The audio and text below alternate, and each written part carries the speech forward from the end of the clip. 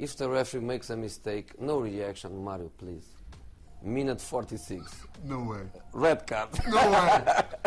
But here comes the great man, Usain Bolt, charging down the straight as best they can. The other men are trying to follow him. Mullins and Spearman. Spearman finishing fast. Bolt wins.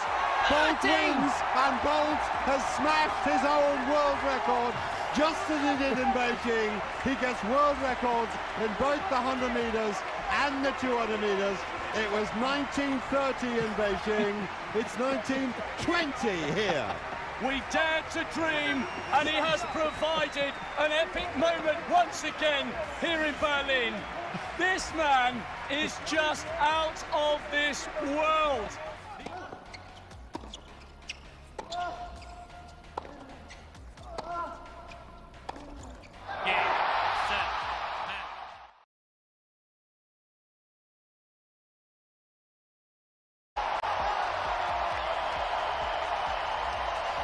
Novak Djokovic, a Grand Slam champion again. Novak Djokovic, his third major title of this season. His fourth U.S. Open. 24 and counting. 24 and he still wants more. I haven't even read them because they keep on coming. They keep on coming. I think that I have to turn one of the phone off. You haven't read any of them? Messages of support? No, not at all, not at all. Look, they still calling. They still calling. Phones are calling. So that shows how joy people are in our country. Like I said before, McGuigan is good, and he's a fighter. And the way McGuigan fight, there's no way McGuigan can beat me. There's no way McGuigan can go 4 rounds with me. Because of my power. I got my power, I got experience, I got everything too much more than McGuigan. And I want him, that girl, I call her girl because she don't want to fight me. She's scared of me. She know who I am and what I can do. I know the trainers. His trainers don't want to fight me. You know, I took the title from a young man, and any old man who wants to challenge me, hey, I'm gonna kill him. Oh, you know, man, I'm too bad, baby.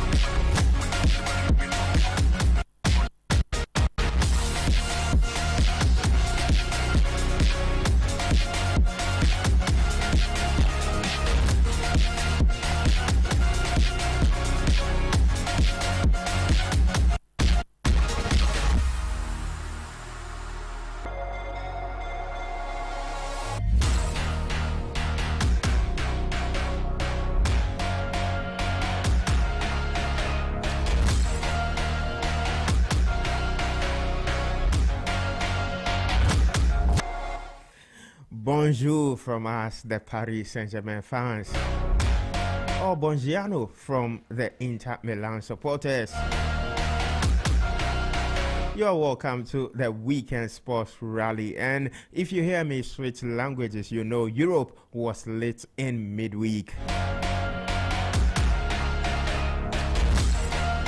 We will be talking a lot of UEFA Champions League this morning because the two teams that are last standing have been found. Inter Milan and Paris Saint-Germain will be in the final of the UEFA Champions League. Well, did Arsenal bottle it once again? Well, are the fans right for calling the head of Mikel Arteta? Manchester United and Tottenham are proving manifest wrong because sometimes there is a shortcut to heaven.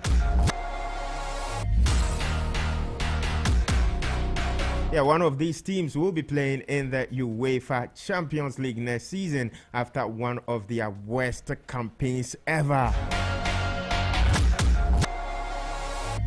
Yes, like I said, sometimes there is a shortcut to heaven. And back in Ghana, there is the FA Cup matches. That is the semi-final stage of the competition. Kumasi Asante Kotoko Brekum, Chelsea, Akram Devisa, and Golden Cape. Two of these teams will be making it to the final. So there are no league matches in the Ghana Premier League. But then two teams will be fighting or battling it out for the ultimate trophy later this or next month in the MTN FA Cup here in Ghana. Well, the national under-20 team are making Ghana proud in Egypt. They finished top of Group C and are through to the quarterfinals of the U20 Africa Cup of Nations currently ongoing in Egypt. Interestingly, they will be facing the host of the competition for a place at the 2025 FIFA Under-20 World Cup, which will be happening later this year.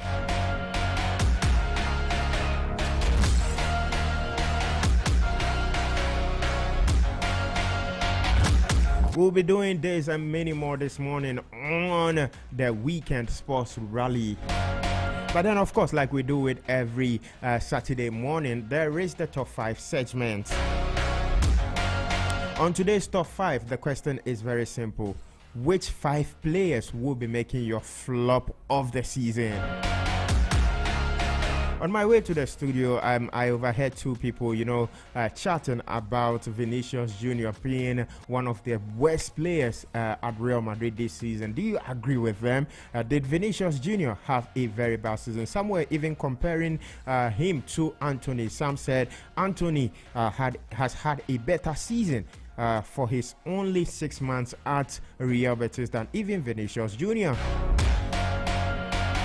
So once again, you just send me your answers via the WhatsApp line 0544321019. 0544321019. The question again, which 5 players make your flop of the season? Oh, my name is Lukman Evergreen Moment, and once again, bonjour from Paris. Buongiorno from Milan and good morning in Accra. You are welcome to the Sports Rally, and like we do it every morning, we'll be giving you all the matches that will be coming up across Europe. I already have Jonathan in the studio with me. He will run you through the matches that will be coming up in Europe this weekend.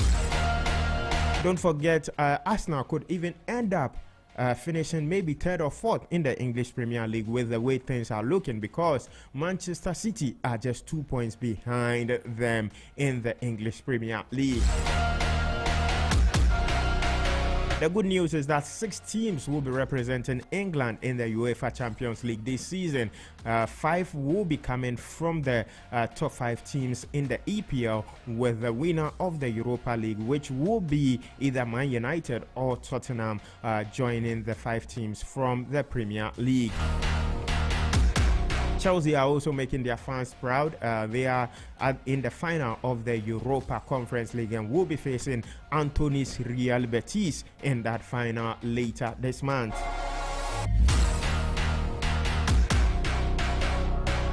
Well, like I said, there is also FA Cup football here in Ghana. But then, Jonathan, how are you doing? How are you doing? I'm doing great, Lukman. And how was your weekend? I mean, I know where you are coming from, and so how was your week? I think in whatever happens, we give thanks to the Lord. That's what I can say. Oh, yeah. I don't understand. You have to, I'm coming from the Catalan Giants, FC Barcelona. My week was very good until we met the Italian champions in San Siro, and it was a sad story to write. After leading 88 minutes, we were not able to, progress to the final in Munich. Very sad story, but I'll just repeat the words of Lamine Yamal. We will come back stronger. They didn't want us to win. Our time will come. Who didn't want you to win? Anyways, I get you. I mean, a lot of Barcelona fans are not happy, but then tomorrow you have the opportunity to make another statement in the Spanish La Liga. Yeah, tomorrow we have another chance to let people know that psychologically we were down in Milan, But Sunday, within the week, we are back. La Liga is ours already, and Real Madrid knows that. And I'm very happy that they know that this will be the final game, our final El Clasico for Ancelotti. It is either he goes 0 scores against Hansi Flick, because I'll be very sad if Hansi Flick allows this game for the old man. If he's leaving, he has to live with 4 El Clasico defeats at his back. Wow. 4. This Barcelona fan. Anyways, do you have matches? The matches that will be coming up. In the Europe? major European leagues. Okay, all right. Just run us through the matches. The sad thing is, if you follow the major European leagues, now we already have leagues that are decided already. The French League 1, we know Paris Saint-Germain are there, and also the German Bundesliga. But the tight race is between the Italian Serie A. The English Premier League too is decided. So only 2 to go. The Spanish La Liga and the Italian Serie A. So these are where the big games, Juventus will be playing over the weekend, will be giving listeners all the latest fixtures and also the fascinating matchups which will be happening just in the English Premier League. From there, Manchester City are making a point. And the question I want to ask you today is, Luis Enrique, after beating City, Liverpool, Aston Villa, and Arsenal, said something but they call us the farmers. Well, but then did he beat Manchester City? It was Real Madrid who eliminated Manchester City during the group phase. During the group phase. They defeated them at Parc des Princes. Yeah, it's true. When you said Manchester, I thought you were about to say, did he face Manchester United? No, City. So the question I want to ask is, we all saw Guardiola struggling with this Manchester City side, but within a space of some few weeks, winning games back to back, Manchester City are able to make even the top 2 ahead of Arsenal today. Arsenal are struggling. They are now wondering, are they able to maintain their spot as the second club or the third club? So the question is the EPL that cheap and easy for Manchester City to just walk through, or No, that tells you how competitive it is, because you might be at a very good position, and after 2-3 games you are down back to another position. So that is the competitive nature of the English Premier League. Let's just take it that way. Yes, for Liverpool, they ran through almost every team to win the Premier League for the 20th time, but then the other places were not really confirmed like that. And for Arsenal, you can understand, they were playing in Europe. The attention was not exactly. It wasn't all on the Premier League, especially at the point when they knew they were not going to win the Premier League again. You can understand them. So they were dropping points. Exactly. So run us through the game. Yeah, so we'll be doing it from the English Premier League today. Exactly 2 p.m. Fulham will be playing against Everton. That game, Shandash really needs points to survive relegation with Everton, but they'll be facing off against Marco Silva's Fulham, and also Ipswich Town, already relegated side. They know their fate. They'll be playing against Thomas Frank's Brentford. Southampton will be playing against Manchester City today. Wolverhampton Wanderers will be hosting Brighton and Hove Albion. And 4:30, the final fixture on Saturday in the English Premier League will be between Bournemouth and Aston Villa. Ghana watch, there will be Antoine Semenyo will be in action, and no, that guy is on the radar of Manchester United. Big clubs across Europe during the summer. Hopefully he makes a move from Bournemouth or even stays to play for Andoni Raiola. In the French League 1, Angers will be facing off against Strasbourg, and also Auxerre versus Nantes. Brest will be playing against Lille. Le Havre will be playing against Marseille. And with that Le Havre game, Andre Rami Morgan Ayew will be making a record there, 500 caps milestone across Europe. If only he starts or even gets a game, some minutes against his former club Olympique Marseille, captain will be setting that record. Then someone was talking to me that it shows how, longevity and endurance, because he's the only Ghanaian to have 500 caps as we speak. So you have 499. So in that game on Saturday, 7 p.m. today, against Olympique de Marseille and Le Havre, if Andre Rami Morgan Ayew gets minutes, he sets that record. They're the first Ghanaian to have over 500 caps in Europe top 5 leagues, combined from his time from the English Premier League with fixtures and also in the French League One. Big milestone for our captain there. Also, Monaco fighting for a spot in next year's UEFA Champions League will be battling it against Olympique Lyonnais. Montpellier versus Paris Saint-Germain. People are talking that will Luis Enrique still play that hard game, the same lineup against Arsenal, or rest players, because they are already the champions of the French League One. So investors do understand that this game can be one game to watch out. Then also Reims will be facing off against Saint Etienne. Rennes versus OGC Nice, whilst Toulouse will be playing against RC Lens. In the German Bundesliga to 1:30, simultaneously all their fixtures are 1:30.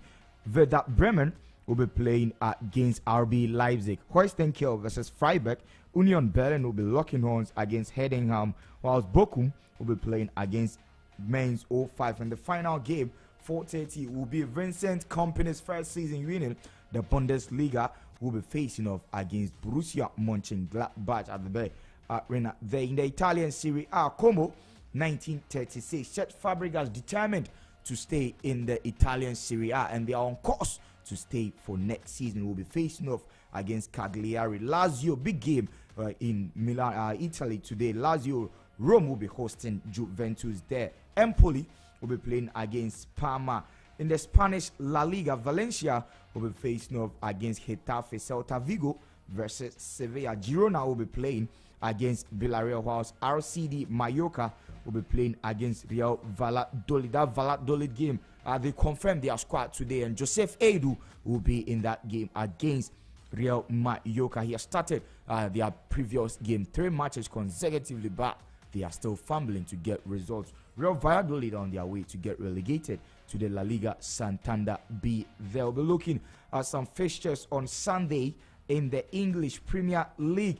Newcastle United and Chelsea will be that early kickoff 11 a.m. on Sunday, whilst Manchester United at Old Trafford will be playing against West Ham United. Ghana watch will be Mohamed Kudus, who says already that they will be bouncing back stronger with West Ham next season. But Sunday, they'll be playing at Old Trafford against Manchester United. Nottingham Forest will be hosting Leicester City, already relegated side. In that game, Jordan Ayew will be in action against Nottingham Forest. And also Tottenham Hotspur, Ange Postecoglou talks about how difficult it is to play an away game far away in Norway and bounce back in the EPL against Crystal Palace. And also the final fixture in the English Premier League, there will be a guard of honor for Arsenal, Liverpool there, as they'll be facing up against the Gunners. Some Arsenal fans are talking that Arsenal will have to boycott that guard of honor because it will be a sad story for them back to back in the week, getting eliminated from the UEFA Champions League, and also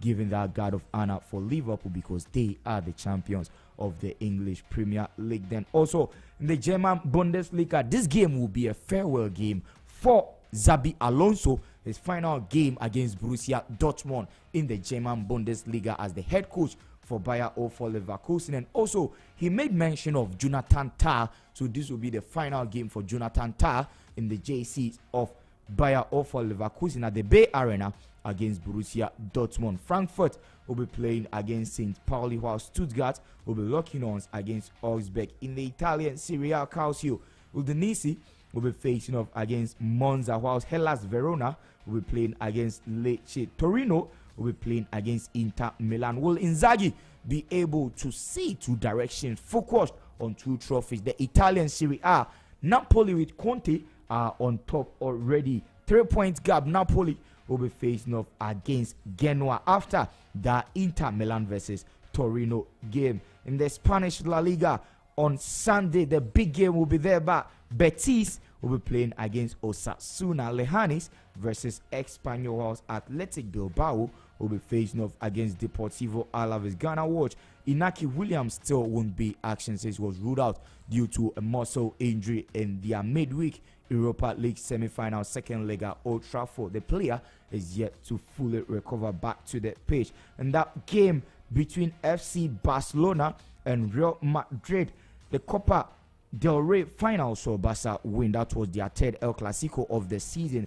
The 4th El Clasico of the season will be crucial, just like the final game too, because it will be a decider who will be taking the La Liga trophy this season, and also it will be the final El Clasico for Carlo Ancelotti, since he will be departing the Los Blancos at the end of the season. So will Hans-Dieter Flick be able to get his 4th win over Real Madrid in his debut season in La Liga, or Real Madrid will be able to change the table standings in the Spanish La Liga? That game will be in the afternoon at 2:15. We'll see the El Clasico at the Montjuic in Catalonia. So these are the fixtures from the top 5 European leagues, from the Spanish La Liga, Italian Serie A, the German Bundesliga, as well as the English Premier League. Lukman. Well, thank you very much, Jonathan, for those matches. It's going to be an interesting week. Yeah. In as much as the English Premier League has been decided, the fact that there are teams that are still competing for those top 5 places makes it quite interesting. Now, the Spanish La Liga with Real Madrid and then Barcelona all battling it out for the ultimate. Remember, there is 4 points between Real Madrid and then Barcelona at the moment. And so a win for Real Madrid will mean that they've been able to cut that lead to just 4 points, to just a point, and so it sets a very grand finale for the Spanish La Liga. But then away from that one too, of course, there are the other leagues outside the top 5 that have to be decided, and the Dutch Eredivisie and then the rest. But then we'll definitely keep our focus here on the English Premier League, the Spanish La Liga, and of course the Italian Serie A. Well, the NBA playoffs is also ongoing in the United States, and it's becoming interesting, more and more interesting. Well, the Denver Nuggets have taken a 2-1 lead over Western Conference toppers, the Oklahoma City Thunders. They defeated them last night by 113-104 to take a 2-1 lead in that series. The Indiana Pacers have also lost to the Cleveland Cavaliers. The Cleveland Cavaliers are coming from 2 down, and it is now 2-1. And so it's quite interesting over there. Remember, the other games, the series is tied between the Minnesota Timberwolves and the Golden State Warriors, which is currently 1-1. Meanwhile, the New York Knicks have shockingly taken a 2-0 lead over champions, the Boston Celtics. And so it's quite interesting in the NBA world. Later on the show, we'll be talking some NBA. But then, like I asked earlier, which 5 players are your flops of the season? You can send your messages via the WhatsApp line 0544321019. And those of us watching us live on Facebook, you can send your messages on ZFMGH on Facebook. Yeah, we are live on Facebook. We are streaming live. And so just join in and send your messages. It is quite interactive. It will be interactive as well.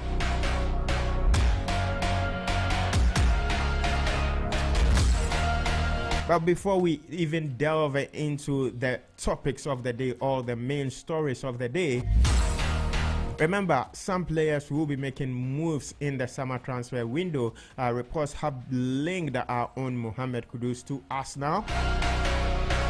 Antoine Semenyo has also been linked with Newcastle United and Liverpool. But then would he be leaving AFC Bournemouth after another impressive campaign in the English Premier League? Well, we'll live to see that. But then these are some of the news or transfer rumors flying around in Europe.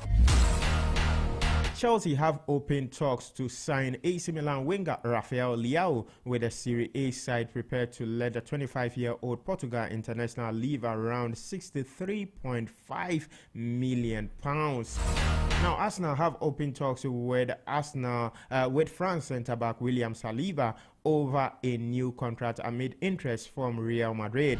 And the Gunners are also close to signing Espanyol's 24-year-old Spanish goalkeeper Juan Garcia as backup to David Raya. Sunderland midfielder Job Bellingham, the younger brother of Jude Bellingham, could follow his senior brother's footsteps, with Borussia Dortmund planning a £25 million move for the England under-21 international.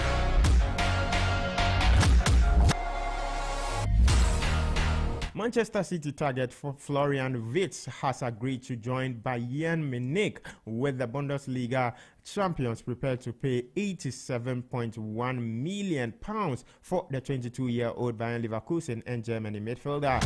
Now, Rangers are considering rehiring Steven Gerrard as manager, with Gary O'Neill, Rob Edwards and Russell Martin all being considered. Xabi Alonso is keen to bring 20-year-old Bournemouth and Spain defender Dean Huijsen to Real Madrid should he replace Carlo Ancelotti as manager at the Bernabeu. Liverpool and Uruguay striker Darwin Núñez is one of a number of options being considered by Serie A leaders Napoli as they look to improve their attack. American John Textor has held talks to buy out fellow shareholders David Blitzer and Josh Harris and take control of Crystal Palace, but faces competition from New York Jets owner Woody Johnson. Liverpool will discuss terms with Luis Diaz over a new contract in the summer, with the Colombia winger's current deal set to expire in 2027. Now, Nottingham Forest have joined Newcastle United and Inter Milan in the race to sign Liverpool and England centre-back Jarrell Quansah. Yes, Jarrell Quansah. No, he's not Ghanaian. He's English. Yes, he's Quansah, but then he's English. Now, Forest are also interested in Manchester City attacking midfielder James McAtee, but the 22-year-old Englishman also has admirers at Tottenham and Bayern Leverkusen. Well, you know, on Z, we do a lot of business, and so these are some of the business-related sports stories you can have this weekend. And so if you hear the name of your player, then it means your player might not be staying at the club they are for another season. They might be leaving in the summer transfer window. That window opens in July. But then one thing you also have to know is that with regards to the window being open in July, for the teams that will be playing at the Club World Cup, they have the opportunity to sign players in June. And so there could be pre-contract agreements with some players. There are reports that Real Madrid are talking to what's his name, the Liverpool defender Trent Alexander-Arnold, so they can sign him within that period. Remember, his contract with Liverpool ends on 30th June, and so he can sign for Real Madrid for around £800,000 to be able to play in the final 2 weeks, in the first 2 weeks that the for the Club World Cup. Exactly. Yeah. The Club World Cup begins on the 14th, and so they would have to make a move for him. Now, talking about the Club World Cup, that will be happening later, but then there is an interesting one. Ghana wants to return to the World Cup, but then they want to do that at the under-20 level. So this morning, we'll be looking at Ghana's path to the quarterfinals of the Africa U20 Cup of Nations. Ghana defeated the Central African Republic in midweek. That was on Tuesday to progress to the quarterfinals of the competition. That goal, the only goal of the game, was scored by Joseph Opoku, who plays for Zulte Waregem in Belgium. So Ghana finished top of Group C after beating the Central African Republic. The second place team in Group C was Senegal, who Ghana defeated in their second game of the competition last week. And so Ghana finished with 7 points. They started the competition with a 1-1 draw against the Democratic Republic of Congo, and then defeated Senegal by 1-0 before beating the Central African Republic by 1-0 to finish with 7 points. Now they will be facing Egypt, who defeated Tanzania, the host nation. So they will be facing Egypt in the quarterfinals of the competition. If they are able to make it to the semi-final, they will qualify for the FIFA World Cup in Chile later this year.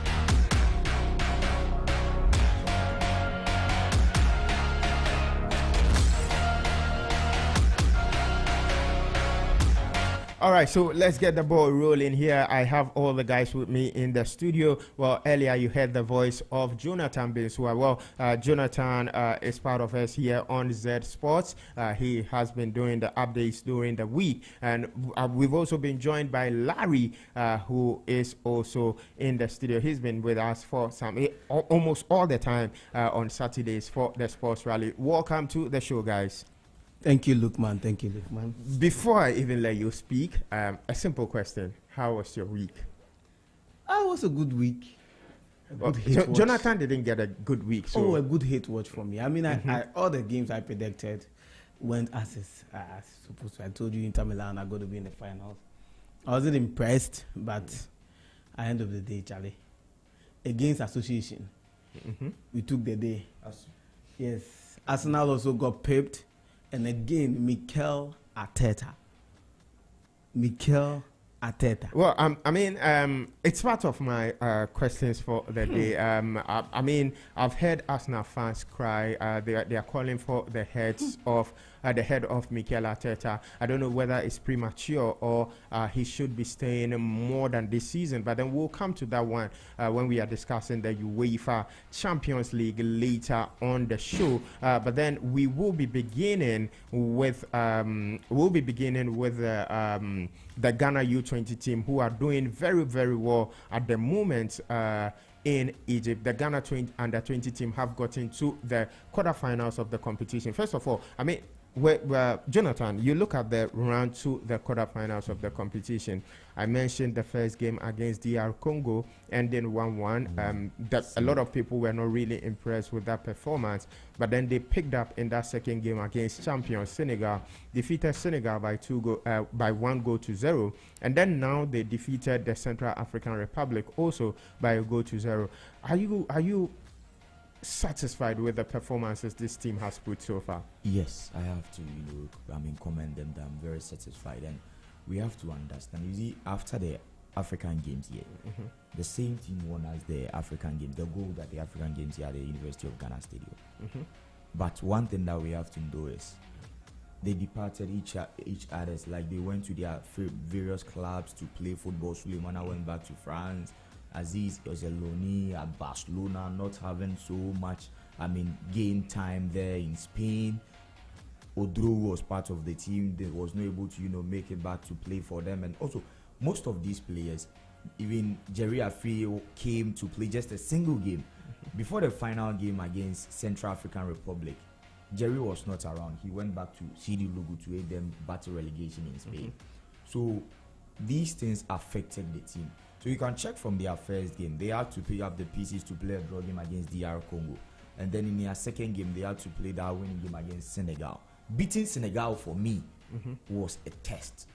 That Senegal game alone was there for them to prove a point, because they are not only aiming to qualify or even win something here on the continent.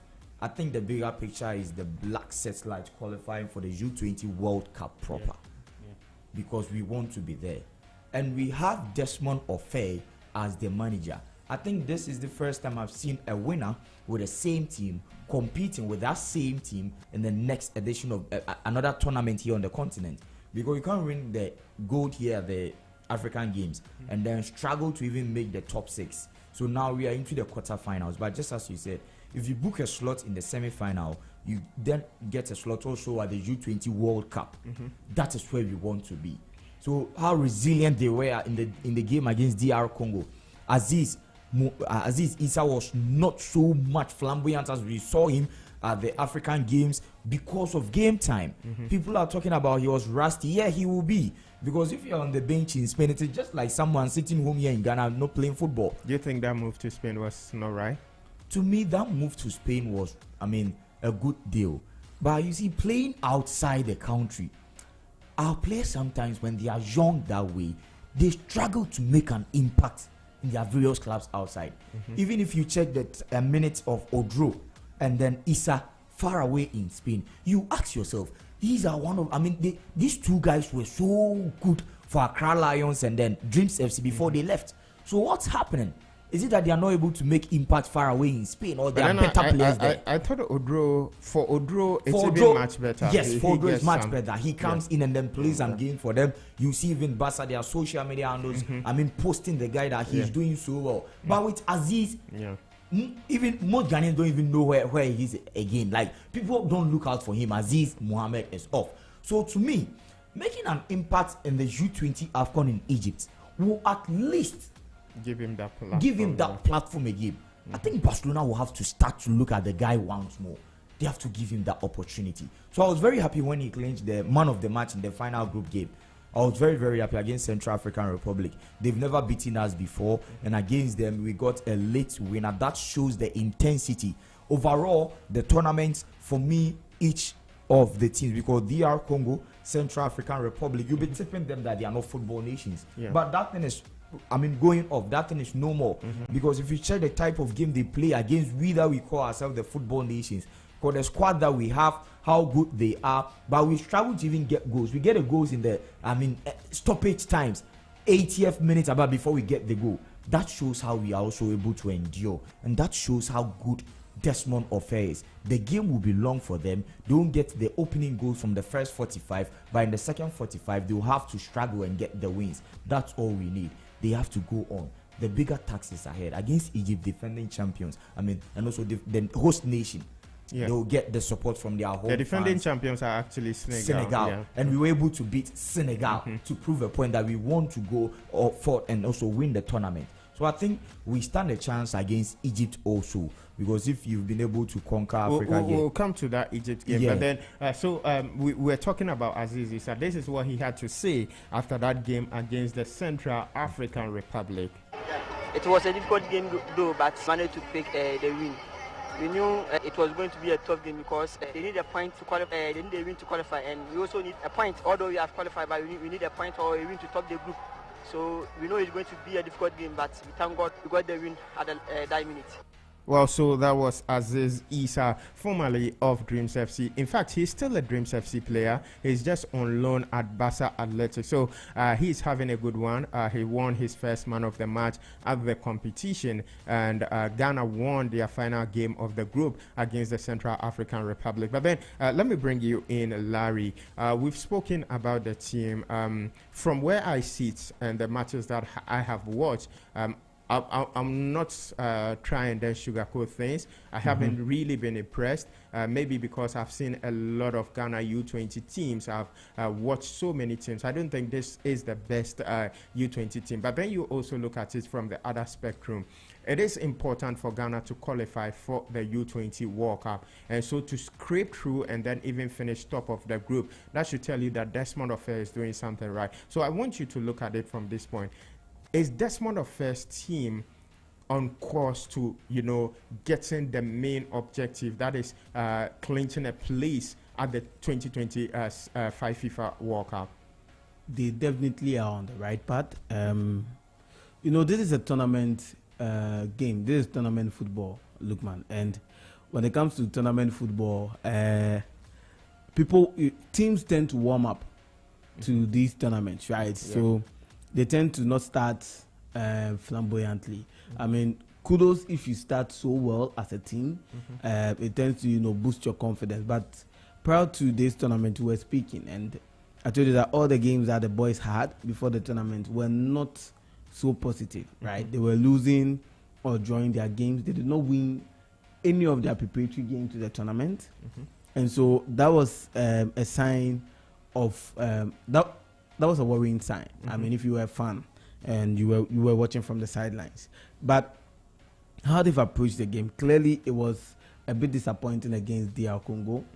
I was actually thinking that the DR Congo game was the best way to start the tournament, because this was a team that was, I would say, Ghana was a bit stronger than that team.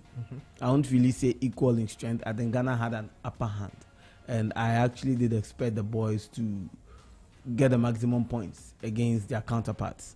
However, DR Congo even took the lead, and we had to equalize.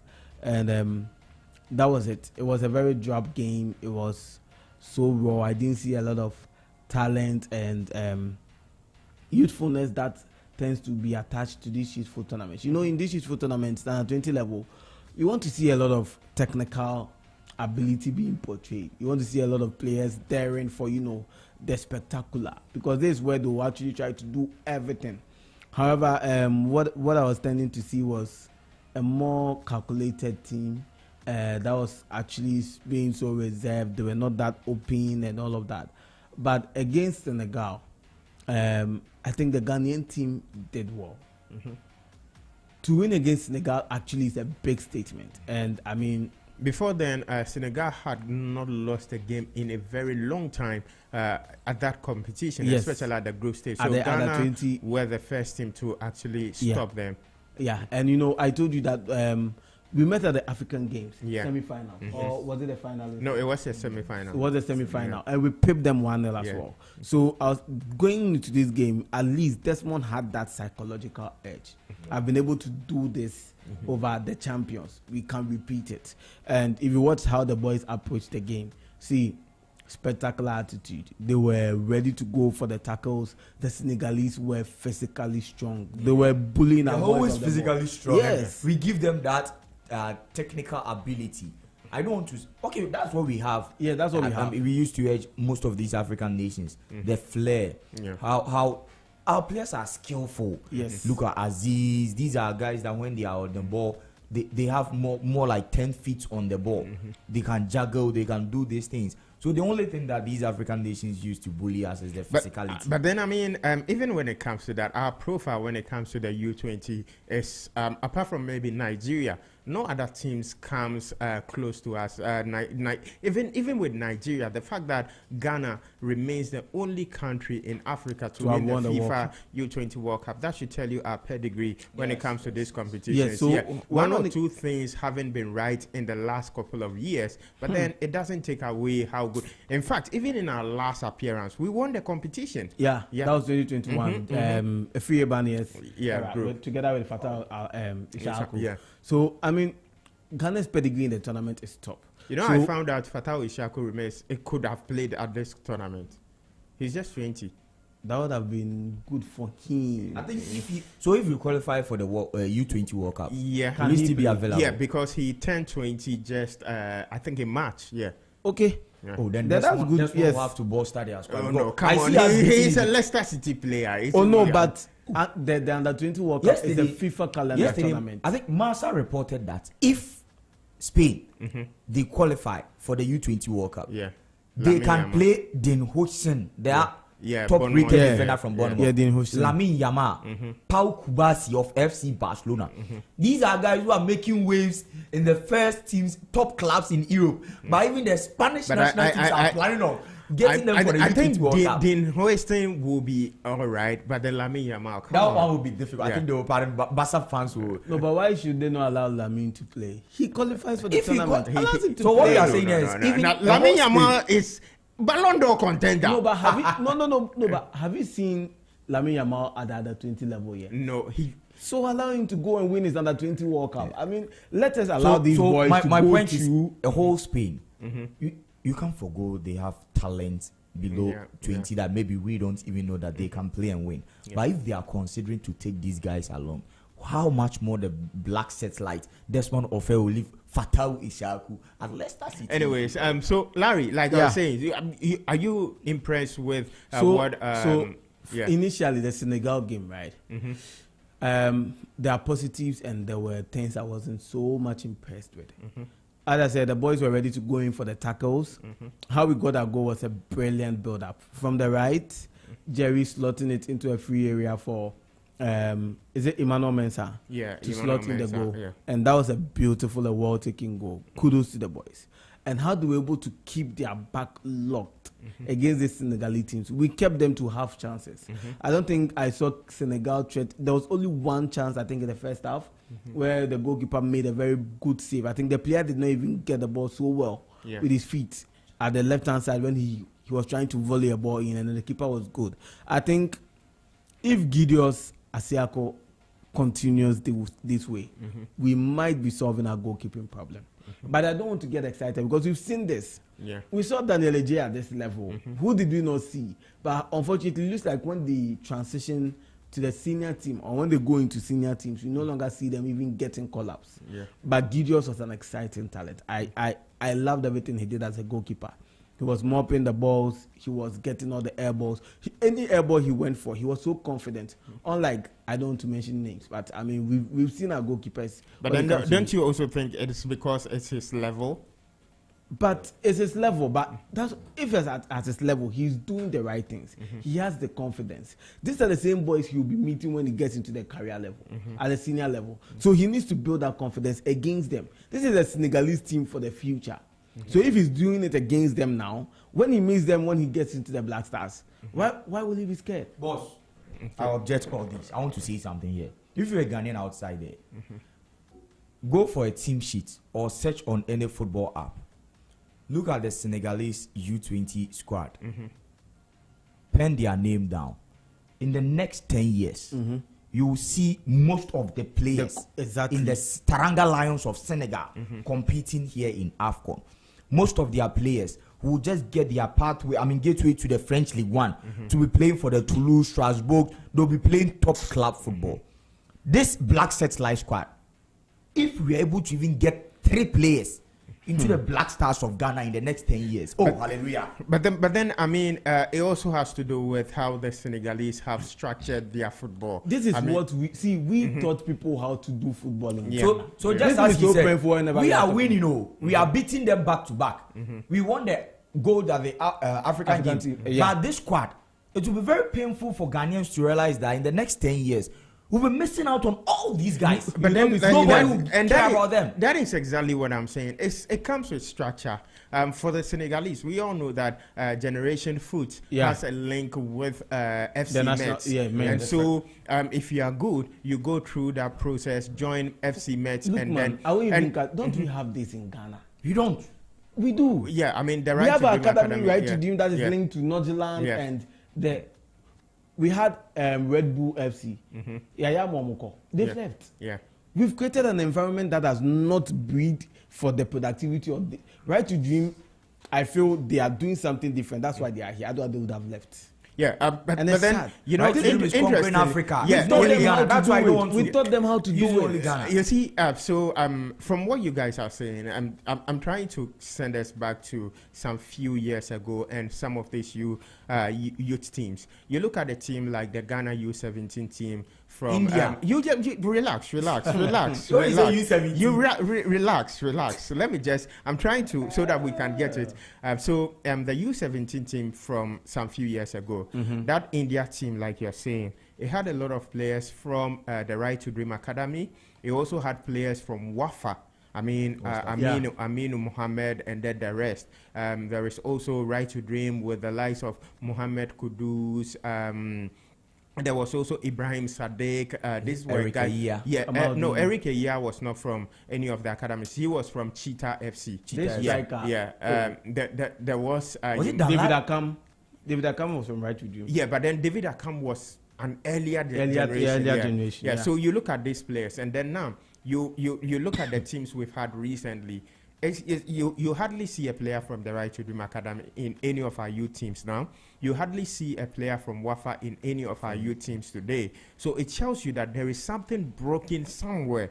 And you are being too diplomatic. Should I say it? No. You let me just. We can mention these academies. Yeah. So you check our squad. There are people in the FA who have also decided to do what Right to Dream is doing. Yeah. They decided to become businessmen, and they are taking their players. They've set up their teams, and they would rather put their players there than to go for players that have been given. So you didn't hear it from me. You heard it from Larry. So that is exactly what I was trying to push at. I'm trying to link those things together. So it is not something that is. It's not happening. I mean, we see this happening all the time, and so we sit here and then we say in 10 years' time we are not going to be seeing these players. That is not the thing. The thing is that structures are built, and if the structures are broken, we end up getting to where we are. Because, like you people are saying, in fact, in the not 10 years' time. I mean, these players in 3-4 years, because most of these national teams, we know. You don't need 10 years from an under 20 player to break into the national team. 17-year-olds are breaking into the national Anyways, now let's look at the upcoming games in the quarterfinals of the Africa U20 Cup of Nations. Now, South Africa will be playing the Democratic Republic of Congo in the first semi-final on 12 May 2025. Nigeria are rivals, the West Africa Zone B winners. They will be facing Senegal in the other game. And from our side of the lot, we will be facing Egypt on 12 May at the Suez Canal Stadium. And so that will be in the quarterfinal of the... That's on Monday, right? Yeah, that's on Monday. And then on that same day, Morocco will also be facing Sierra Leone. Interestingly, if we win our game, we'll be facing the winner of that game between Morocco and Sierra Leone. It's not going to be an easy route for us to the final of the competition. But then the most important thing is to qualify for the FIFA U20 World Cup. Now, let me just stay with you, Larry. Do you think we have what it takes to beat Egypt? Well, so these are the results from Egypt's games from the tournament. Egypt themselves have not been convincing at the tournament. They started the tournament beating South Africa by 1-0 and shockingly lost to Sierra Leone by 4-1. Wow. Yeah, Sierra Leone. Now we can beat them. Yes. Trash them. Yes. So Sierra Leone defeated Egypt by that was a shocking score. Yeah, 4-1. And then Egypt drew their third game of the competition by they drew 0-0 with Zambia. So they're one of the best third place teams.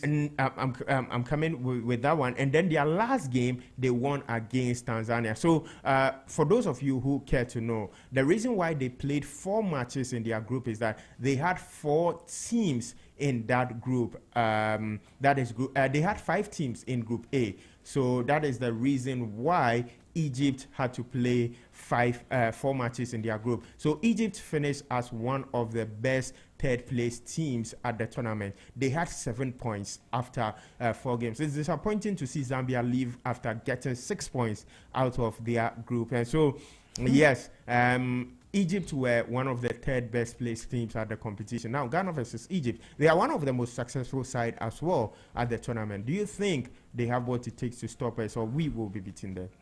If everything should sail through easily, Ghana should beat Egypt. When it comes to this youth tournament, the Egyptian side has not been a strong contender when it comes to youth tournaments. As we were just saying, it's now that they are trying to get the very format that has been followed in these West African countries with regards to the academies, Generation Foot, right to dream, to also establish such academies in Egypt and train their youth players, right? So they have majority of their players in the country, as it should be. However, I do not know what went wrong in that game against Sierra Leone, but that was a huge result for the Sierra Leoneans because it was. I didn't catch the game, but I had to watch the highlights because I was so shocked when I saw the scoreline sometime later in the day. I was like, whoa, this happened. And so Desmond Offer looking at that result will definitely be looking at it and will be licking his lips. Okay, this side, though they have the home advantage, fans will be trooping to the stadium to give them the maximum support because winning this also guarantees Egypt the gong, or the ticket to the Under-20 World Cup. So they'll also be looking at this and will be relishing the tie. They'll also be looking at the Ghanaian team, however, and I feel they would have spines, shivers, nerves going through their spines because this is the team that has won the African Cup. This is the team that has beaten Senegal. They've not lost at the tournament. So if you are an Egyptian coach and an Egyptian fan, you should be worried facing this team. However, this Ghanaian team has also not been super impressive. And as I said, it looks like they are warming themselves into the tournament. And so if you are the Egyptian coach, you also be like, this team is beatable. Ghana has won these games by lone goals.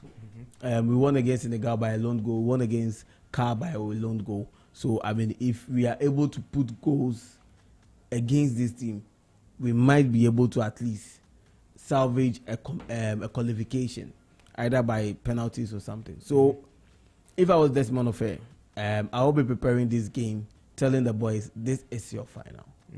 Not the actual final of the tournament. This is your final. The way the boys dug deep, they went in deep when they faced was in Nigeria in the African Cup finals here in Ghana. Yeah. They should be playing like that. That on that day, the boys actually worked defensively and offensively. If I was Desmond, I would tweak a few things. I didn't like the approach to the Senegalese game. The Senegalese team were fast. They played with pace.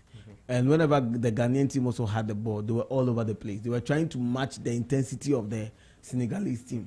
And so you realize that the Ghanaian team could not keep a momentum for even 5 minutes in the game.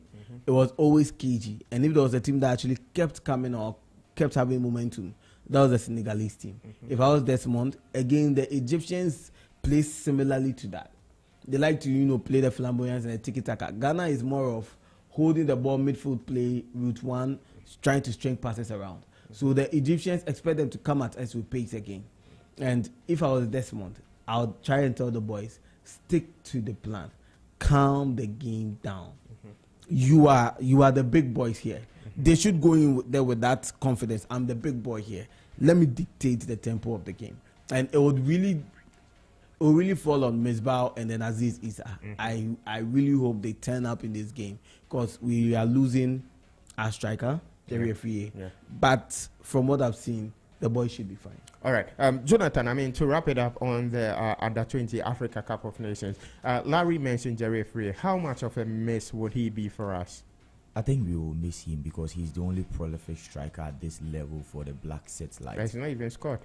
Yeah, he didn't score. But you see, his presence alone to me gives us that he edge. created the winner against Senegal. Yeah. And also, we can even look at his figures. You see, most of these players, we have to ask ourselves, Jerry was very fantastic. Yeah. We saw him at the WAFU. We saw him at the African Games. Yeah. And also, you've seen him, just for Desmond Ofe, the system that he plays, how dominant he was when we were winning the gold. But since moving to Sidou Logo from a loan from that Saudi Arabia, Al Qadisiyah. Jerry started most of their games. When he went there in their first 7 games, he was on the bench. The game that he debuted, he didn't score. And his second game against Beracaldo, he scored 2 goals. They lost that game, but he scored 2 goals. And this is why I understand the reason why Sidou Logo called for him to come back, although he was playing in Egypt, because Sidou Logo realizes how good the guy is. He's an important player. They need Jerry if only they want to survive.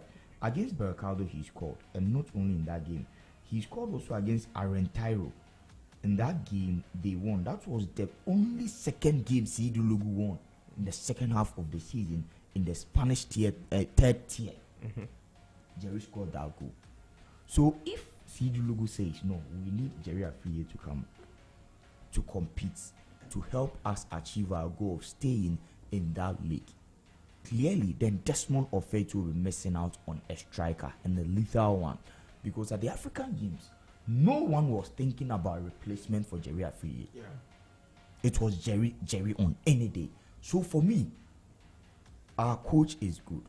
We are blessed with midfielders. We are blessed, with wingers. We see Kamaldeen Sulemana's younger brother, doing the dazzlings on the wings, playing very, very well. He has to be that guy on the wings. But the question is, who is going to be that focal point in the striking role? At the U20 level, you don't necessarily need someone to be standing there for the person to say, I'm waiting for the ball, they should create for me. The energy levels is higher. The exuberance from both clubs will be there. So, if we want to win, we play more midfielders in the middle to at least get an attacking midfielder who will be occupying that space and also will be dropping deep to help the midfield, because against Egypt, the host nation, they want to qualify. We also want to qualify. So Jerry Afriyie's absence will be a big question for Desmond Ofe to solve. Because we've seen Desmond Ofe's success attached to the goal scoring ability of who? Jerry Afriyie. So if there's no Jerry, then he has to find a way. They have to find a way to fill that gap, because he's very important, not only to us here, but now to Sidou Logo, and he's out there in Spain. helping them to survive relegation. So we have to find a way. And the only way is, if you look at the squad, not so much forwards. We have wingers in there. Sulemana is there. We have Emmanuel Mensah, the guy Opoku who scored the goal. You can talk of them. But I see our midfielders playing more of our games. And that's the only way to dominate our games. More midfielders in the middle. You play that system of having over 4 midfielders in the game with wingers, and you get your goals.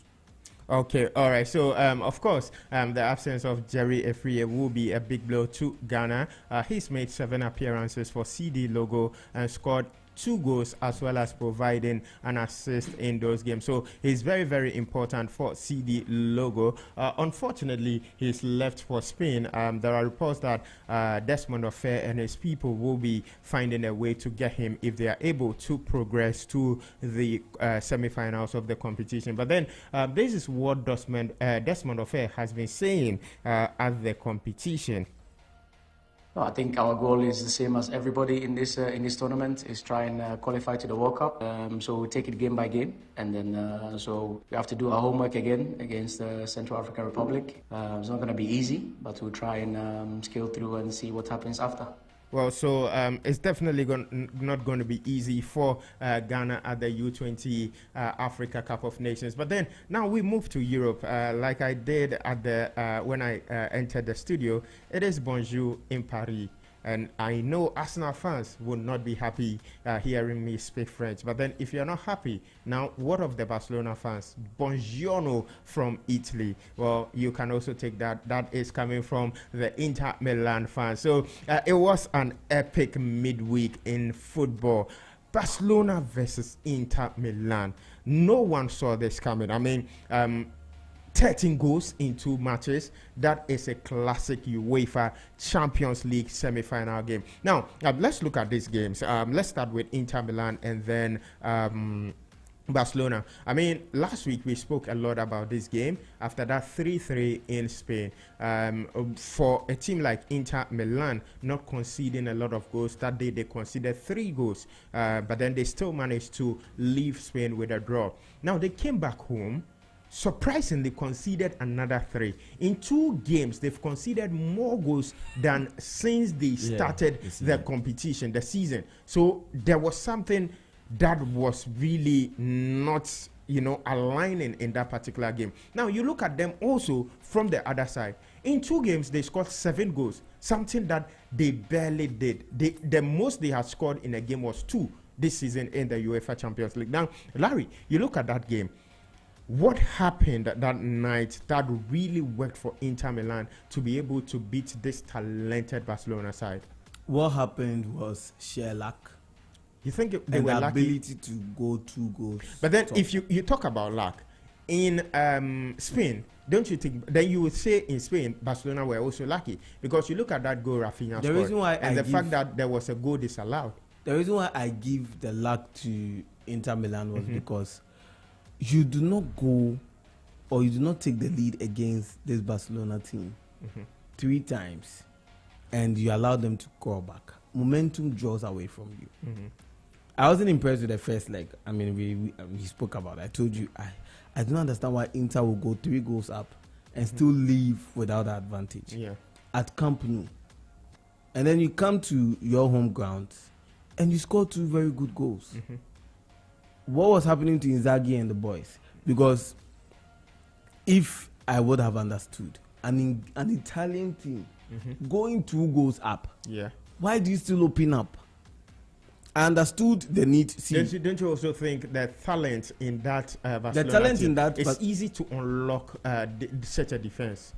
It's easy, but the Inter Milan team played too open. They made it too easy for Barca to come back into the game. See, when there are this Barcelona team, right? Somebody will say I'm Liverpool, but let me make that reference. Look at how Liverpool did a comeback at Anfield. That was a very talented Barcelona team. But immediately you go 1, 2, 3 goals up, you deflate the team. That's what happened to Barca. Liverpool would not have gotten the 4th goal if Barca's the attitude of the players on the pitch had not changed. That was what happened to Inter. But kudos for players or the changes Inzaghi did, because he brought in new players who felt no, we should still go for it. Because it was actually surprising to see Lautaro Martinez and then Hakan Calhanoglu, two very important players, to be subbed out. Because you see, so this is the problem I had with Inzaghi. You've gone 2 goals up. Yeah. Definitely the strategy worked for you. It was very simple. Yeah. Dumfries had pace. Thuram had pace. DiMarco was very robust midfielder. Hakan can pick the passes. Yeah. Lautaro, he will disturb you. Go through the players. So realize they went through the flanks, and then because they realized that the Barca's weak points on that day was Inigo Martinez and the other defender. I mean, that should also tell you that they really missed the Jules Koundé and then Alejandro Balde. So and that is what you do. You play to the weakness of the team. So they went to the Inigo Martinez side because they knew Marcus Thuram could easily take him on. And that's how they got their 2 goals. Simple. When you have 2 goals, why do you still play a fast game? Sit back, because Barca likes to have the ball. Take the juice out of the game. When you get the ball, move it around. There is no need to still go route 1, Dumfries to the wings, and just keep Barcelona away from having the ball. Because the moment you give Lamine the ball, and he takes on the player 1, 2, 3. Lamine at the end of the day was taking on DiMarco, Acerbi, and the rest, and he was flooring them on the. You don't give him that confidence because he goes once, twice, 3 times, and realizes, okay, this is my game.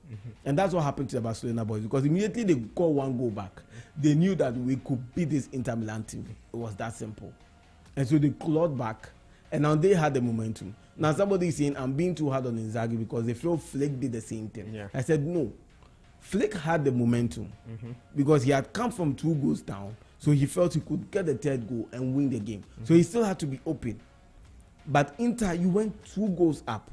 At that moment, Inter, you really had nothing to lose. Just sit and play the game. But they did not do that. But kudos to them because the changes he did. Look at Fratesi. And then the other chap he brought. His name escaped me. Terani. Yeah, Terani. See, they ended up going again all the way to, so they targeted him again. Inigo Martinez. Look at the goal. Marcus Thuram exhausted. Yeah.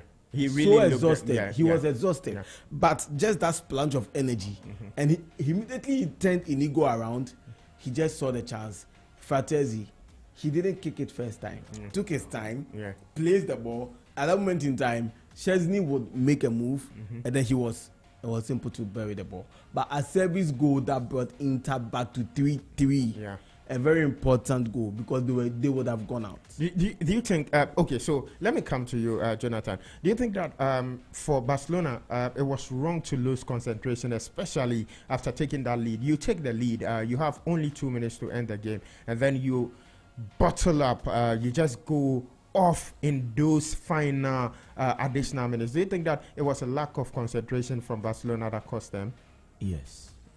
And there are reasons why Barca actually lose concentration on that game. You see, there are some facts that we have to set outside there. Inter Milan are into the second finals of the UEFA Champions League in 3 seasons. They are into the final for the 2nd time. You look at their squad. From the final that they lost against Manchester City, how many players left the squad and then how many players joined the squad? The average age for Inter Milan as we speak won't be around 27. Will be around, it's around 31, 32. Yeah. The youngest player is Jan Bisek, that right center. One. Come to FC Barcelona. Barcelona started a season with Hans-Dieter Flick. And you ask yourself, he didn't go for players. He bought only 2 players. Dani Olmo came in. And then Pau Victor. Pau Victor is not a starter. Bench warmer for FC Barcelona. Barcelona started the season seeing glimpse of what Hansi Flick can do. He's doing. Putting them on top of La Liga. Winning the Copa del Rey. Winning the Spanish Super Cup. But in the trend and the goals where Barcelona concedes, they concede from set pieces. Barcelona plays so well, but when their key players are not around, they struggle. And because of that, Barcelona fans outside there know that this man, if we cushion him with money to get players to back up the squad, he's going to do wonders. And because of that, this season, from match week 21, even in La Liga, when they were missing out on Lamine Yamal, Rafinha struggled to even find the back of the net. They struggled very well. Well, so I've been saying this. The Inter Milan game, all right, so I've been saying this, and I don't know. People would have to now notice what we are saying. Look, when Lamine Yamal is not performing, you hardly see Rafinha. Yes. But then anytime Lamine Yamal switches on, that is when you see Rafinha. Yeah. That's the simple explanation. You've breaking it down for people to listen. And you see, FC Barcelona, as we speak, at home, they played a draw game 3-3 just to show resilience. Because you are playing against an old team, a team that have all the arsenals.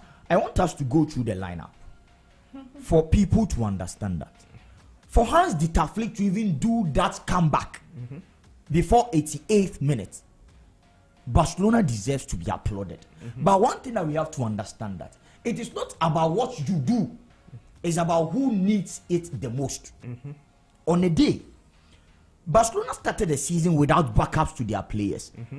So whether we like it or not, they will get exposed when they need it the most. And when they needed Alejandro Balde, he was injured. When they needed Koundé, he was injured. Who was replacing Koundé? It was Eric Garcia, a bench warmer. Who was replacing Alejandro Balde? He scored. Eric Garcia scored. No, you scoring doesn't mean that you are the rightful owner of that position on the day for. No, but then you see, he performed. But then you see, this is where people would have. You see, the one thing that Jules Koundé adds more to that Barcelona team has to do with his defending ability. Apart from that, he's not very good surging forward. Yes. I mean, in fact, the weakest link in that Barcelona squad has always been Jules Koundé. You have a player like Eric Garcia coming. I think he did creditably well. Garcia scoring a goal. But then you see, maybe he's not provided a lot of competition for us to see him more. But then in those two games, we have to give him some credit. Garcia was fantastic. We conceded 3 goals from the left flank. Gerard Martin. Yeah. And you want to blame Gerard Martin. I want to blame Gerard Martin. But I won't blame him. Why? He's young. And that's how it is. You don't play the big stages in European night and tell me that you'll be using Gerard Martin to win the UEFA Champions League. Lamine Yamal is 17 years. The reason but Inter Milan will take you to the wire. If you are old enough to be on the pitch, you are old enough to play. Yeah. This is it.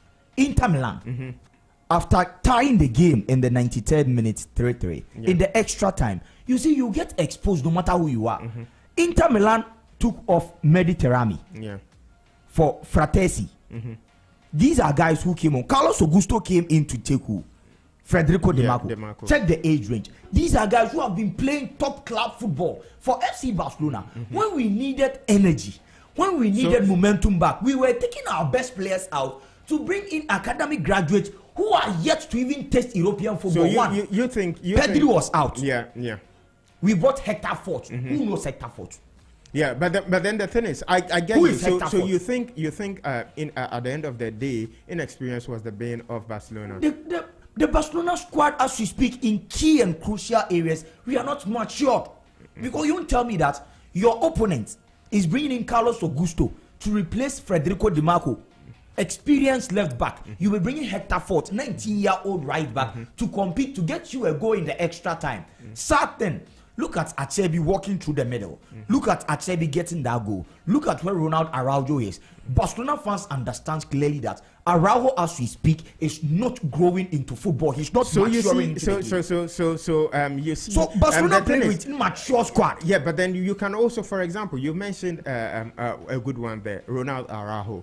Now he is one of the experienced players, but then he's one of the worst players in that squad at the moment. That's what I'm saying. You are saying experienced players because we've seen him season out of season for Barcelona. We've seen him from 2021, 2022 till now. But the point is, you can be playing more often, but growing into the game, as in knowing what to do, understanding that he was the same guy who caused FC Barcelona against Paris Saint-Germain in Parc des Princes. After the game, he admitted that he made mistakes because he's very good in ground duels. So he's sorry. But then he's still a Barcelona player. So being a Barcelona player, the question here is one of the captains. Araujo to me, he's one of Ronald Araujo to me and even Barcelona fans know he's yet to grow into it. Because for someone to play over 5 seasons for FC Barcelona, we don't expect you to be committing such mistakes. You are not an academic graduate. You are not a new player for Barcelona. At least be bold enough, own it up. And this is Barcelona. When we needed our players to be dominating and also possessing the game from the midfield, we had to take Pedri off. Why? Because Pedri was tired and exhausted. At that time, Inter Milan were taking their players off to bring in Fratesi. Fratesi has been playing for this club. He scored even that late winner for Inter Milan to qualify them against Bayern Munich. It was Fratesi. So you look at it. Fratesi actually scored in the first leg in Munich, and so that should tell you. I understand you when you bring up. So there's no way we were going to be there. No.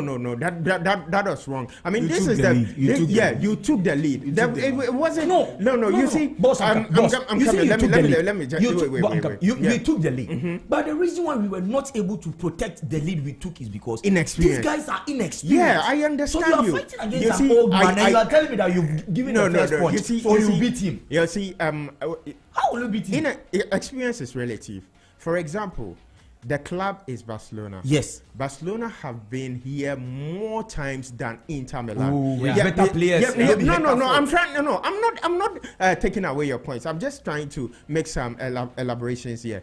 That name Barcelona itself, when it comes to European football, Inter Milan is nowhere close to Barcelona. They've dominated European football. They've won the UEFA Champions League 5 times. Very experienced at that. When you come to, for example, you take a team like Paris Saint-Germain. In terms of experience, European football, they are not there when you compare them to some of these teams. The reason why I agree with your take on the inexperience is that, yes, a lot of these boys are academy players, but then these are the same boys who are whooping Real Madrid back and front this season. Every time. Exactly. It means that they've won 2 trophies already. And you see, a better opponent, you get exposed. No. But then you can't. Madrid can never expose Barcelona because Madrid are not good. No. But then you see, the thing is that this same this same Inter Milan team you are talking about, I mean, they are better than Madrid. They might be slightly ahead. Is this the only team that's beating Barca in Europe? No. You're talking about now. They've disgraced us. No, relax. They've not disgraced Barcelona. This is your only loss in the tournament this season. No. We lost against Dortmund. Yeah. And then but then you see, it was very obvious that there were some departments of Barcelona's game that was their real weakness. I mean, we saw them in that game conceding from set pieces. No, wait. Come on, relax. We saw them against Benfica. I mean, conceding a lot of goals. So, but the Barcelona team has been conceding a lot of goals. But then you don't blame anybody. You blame the club because the club did not do any reinforcement. In fact, at the point, some of their players had to be playing without even knowing if they can play the next match. For example, Dani Olmo. Yeah. So, but I feel this defeat. Lookman. See, it is down to the team. Yeah, that's exactly and what the objective of the club from the start of the season was never to reach the semi-final. We know. No way. No. So you should be grateful. Wait. I will pull that image. No, not Lamine Yamal. I'll pull the image from Barcelona's first meeting. This season. Yes. It was part of their targets. The treble. There was the Spanish La Liga, the UEFA Champions League, and the Super Cup. I've seen that picture. So you can't. Yeah. It's about the place at your camp. No, but he still wanted to win the treble. Yeah, so of course. My point is that Barcelona were good until they met a club that can match them. And that's what we saw. All right. Yes. But then, okay, Larry. I just want to make a very simple point. When you are touching touching on individual players, again, the team stands out. Again, I will refer to that 4-0 victory at Anfield. We played a game with Divock Origi, Xherdan Shaqiri. We played without Gini Wijnaldum. Gini had to come in the second half. We didn't have Mohamed Salah and Firmino, but we still ended up winning a 4-0 against FC Barcelona with Lionel Messi, Suarez, Piqué. Yeah. They were all there. Yeah. So it is not a matter of whether it was Gerard Martin, Inigo Martinez, it was Hector Ford. The team needed to rally and win. They did not. It's as simple as that. You can put it down on inexperience. I do agree to a point. Next season, come and try again. But I believe this is what they could have done. I didn't see Barcelona winning the tournament. And I mean, that's fine. Anyways, how important was Yann Sama? Whoa! I mean, some of those saves, some of those saves, I was like, in the extra time, incredible. Lamine actually thought he scored. I also thought Lamine had scored. And then he was like, ooh. And then Soma just got up and looked at him and wiped his gloves. Let's go again. So you are playing against an Inter Milan side with Jan Soma in their goalpost. And their goalkeeper tells you that he'll be merging Buffon and then Casillas into the goalpost. You see, that's the thing. Comment the moment, comment the man. I mean, sometimes. So my point is, where we needed the win the most, where Inter Milan needed the win the most. So when you needed Araujo, so you see when you needed Araujo didn't turn up. This is the same FC Barcelona. My point is, the heat of the moment will expose you. And just you see, you were mentioning names. Yeah. When you're talking about names, but we have the legacy. Real Madrid have the legacy. But this season, they were humiliated by Arsenal. You see, even you guys meet Courtois and then you beat Courtois every time. It's about the players available. You see, Jonathan, it's a goal. It's a goal. Even with names, Lamine Yamal is the best player in the world right now. He was never the best against Jan Soma. But no, it's not against Jan Soma. But then he was the best player against Inter Milan, home and away. You be the best player, but you didn't qualify. Well, Team, we can't say we need penny back him. And that one, I mean, we understand that it's part of it. But you can still win it, but how? Injury, I'll be Kofi now. On that note, so Denzel Dumfries, another player who stood out in that game. Yeah, well, he spoke after that game, and this is what he had to say. He won man of the match in that game in Spain, and then in the second leg, it didn't happen for them. So this is what Denzel Dumfries had to say after that game. Thank you, my friend. Thank you. We are very happy, amazing to reach the final, and I'm very proud of everyone. And you fought for everything, and I'm very proud. Jan, amazing. And it's a team effort, and we are very proud tonight. No, both teams are very good. Great teams, quality. So we have to see tomorrow, and the main focus is that we come there to win the game. Tomorrow we will see who we will face. Well, so that was Denzel Dumfries right after the game against Barcelona. Now they will be facing Paris Saint-Germain in the final of the competition. Now let's talk about Paris Saint-Germain. Another final in Europe for them. Has been a very good run for them this season, especially at the turn of the year. Larry, I mean, that Paris Saint-Germain team, they look so good. They play some very good football. Beat Arsenal home and away in the semi-final of the UEFA Champions League. Is this their year? A big question. A big question. To be honest, I'll be watching the final as a very neutral fan. I won't have any bias. In fact, that is what excites me the most. Yeah. Yes, I have a little bit of blue and black blood in me from back in the day because of Ronaldo. But then, I mean, it's exciting because this is not about hate watch. Yeah. These are two indifferent teams. Good. Yeah, very good teams in their own. Yeah. So, I mean... looking at it, what PSG has done to get here, they were actually... Inter Milan started the season in the Champions League very well. Yeah. They were actually at the point being tipped as one of the teams that could top... They were second? Yeah, I think they were third. They were third at the end of the day. They were third. I mean, so clearly Inter were favorites, at least by the time the group stage of the Champions League ended. Yeah. But for Paris Saint-Germain, they were struggling. They even got beat by Arsenal at the point. You get it? And then they had to qualify after playing playoffs. So it looked like from the playoffs period, that's when their season in the Champions League started to pick up. Right, winning the playoffs, then getting to meet Liverpool at the round of 16th, beating Liverpool. Now they then met. Who did they meet after beating Liverpool? All right, so let me just run you through the table. So Liverpool finished top of the table with 21 points in the UEFA Champions League. Second place were Barcelona who also finished with 19 points. And then Arsenal were third, finishing with 19 points. So Inter Milan actually finished fourth with 19 points. They lost only one game and then drew another. Yes. And then there was Atletico Madrid in 5th place, Bayern Leverkusen in 6th place. Leo finished 7th. Interesting. And then the 8th place team was Aston Villa. So Paris Saint-Germain actually finished 16th. Exactly. So they were the last on the log, right, Yeah, for the playoffs. yeah, they were the last. yeah. So they were struggling. So it was at the playoffs when their tournament started to take off. Beating, I think it was Sparta Prague or someone in the playoffs. Yeah. Then they ended up meeting Liverpool. I think it was the Liverpool game. Yeah. Because immediately you were able to beat Liverpool and take them out. The Liverpool were top favorite for the tournament because at that moment in time we were on a cruise. We had beaten Real Madrid. Remember, we went about 5 to 8 games where we met Madrid, Chelsea, City, United, whoever. We beat everybody. So at that moment in time, everybody, the odds were in Liverpool's favor. When you're able to do that kind of win against Liverpool, not just win, but actually beat them at their game in both legs. Though they lost 1-0 at home, it was clearly that PSG were favorites. This was how it went for PSG in the UEFA Champions League. In the playoffs, they faced Brest. And they dismantled Brest. They beat them, their own French counterparts. They beat them 10-0 on aggregate. And after that, they faced Liverpool in the elimination stages. Then 3-1. They defeated Liverpool. 4-2. 4-2.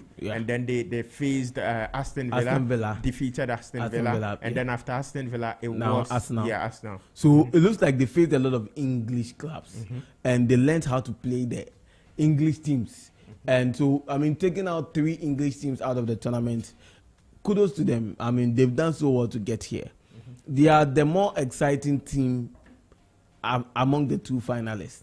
They are too technical. They like to move the ball around a lot. Flamboyance, Janovic, Vitina in the middle there, Kvaratskhelia, Ousmane Dembele up front, Doué, Bakola. I mean, this is an exciting crop of team. But I feel it will still come down to who wants it the most. And who's got a heart to fight. I think this final will go to an extra time. Wow. And so who would have that capacity to keep fight, endurance, because we might get a winner at the extra time. PSG got some good bench. PSG has actually got a good bench too. I think PSG has quite an expansive team. But then you also look at Inter Milan on the other hand. They've got the experiences there. These are players that played in the final 3 seasons ago. They had the likes of Onana. Our own Onana. But then, I mean, I'm coming to you with this question. I mean, for long, the French league has been described as the farmers' league. In fact, this is what Luis Enrique had to say after that game against Arsenal, beating Arsenal 4-1, 3-1 on aggregate. And this is what he had to say. The Farmers League. It means a lot. Everybody is dreaming with getting a Champions League final. Our first goal when we arrived to Paris was to making history, and we are in the right path. I think it's going to be an interesting final, very difficult for both teams, but yeah, that's a moment, a special moment for all of us. I think they are getting the second final in the last 3 years, which means that they are great team. The League of Farmers, no? We are the League of Farmers, but sometimes, yeah, it's nice. Well, so that was Luis Enrique. He is making some big claims. It's the French league, a Farmers League. Well, Jonathan, like I was saying, I mean, after beating Liverpool, Aston Villa, Arsenal, is he justified to say that it is not the Farmers League? Yes. You see, in life, the reason why we in life, I have to bring people there. Philosophy, babe. You have to understand that before people regard your house to be one of the best houses, then you have to have one of the best men or best people in there. So the reason why we were calling the French league, most of football fans will determine them as Farmers League. Every day we know who wins it. The people who don't compete in Europe. The last time they competed in Europe was Olympique de Marseille, Lyon, Monaco, some years back, and that's all decades, 2 decades, 3 decades. PSG, they'll be splashing money here, but still they can't compete. And the reason is, if you go to the English Premier League, whether it get difficult, easy, you see Liverpool raising the flag higher. They'll move to the UEFA Champions League final with the flag of England, and it actually gives some credit to the league. We are talking about Luis Enrique coming into the French League One. Nobody actually thought they will be doing this. Nobody thought he will be getting closer to the treble. But as we speak, he's eliminated 4 clubs from the English Premier League. What he's doing, I'm just hoping that if they clinch the UEFA Champions League, it will add some sort of mileage and respect on the French football, because we are talking about French football. If you talk about their league, if you want to mention names and stars who are successful in world football, you get half of them from the French League One. Half. FC Barcelona can boast of stars. Real Madrid can boast of stars, but most of their stars in their history books started off from the French League One. That's why I really like the slogan of the French League One, that the League of Talents. Eduardo Camavinga, French League One. Rafinha, French League One. Zinedine Zidane. French League One. Sadio Mane, French.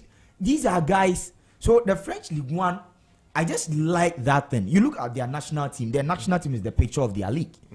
Just as we see blacks in their national team, the same way their league gives room to talent, no matter what your background is, you will play football in the French League One, if only you are good. So looking down on the French league was one big mistake that the world was doing. And why? The world will disregard you if your clubs are not competitive in Europe. Because we will see you people as home champions. You people stay there. Monaco for some years now have been struggling to make an impact in Europe. Lyon were even beaten by Manchester United, a struggling Manchester United mercilessly. Why? Because the level of the league will only be determined if we even have at least one club from the league. Someone should tell me, if not for the Bayern Munich winning laurels in Europe, they are not the famous league. Are we going to tell ourselves that because Borussia Dortmund will troop into the final of the Champions League for once, twice, they have one of the best leagues? No.